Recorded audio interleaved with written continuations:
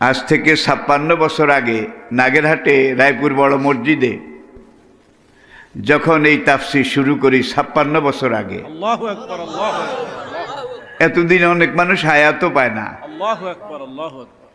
আর আমার একটা অভ্যাস ছিল কোরআনের হক কথাগুলা নির্দ্বিধায়, নিঃসংকোচে, নির্ভয়ে বলে যাওয়া। সুবহানাল্লাহ। তখন থেকে একদল লোক কত রকম কত কিছু করেছে। তারা এক সুরে বলেছে লুতুমালানার বেল শেষ।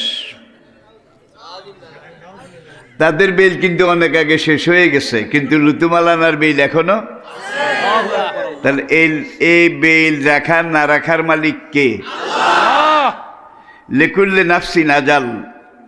প্রত্যেক মানুষের জন্যে, প্রত্যেক জীবের জন্যে একটা মেয়াদ, একটা টাইম, একটা সময়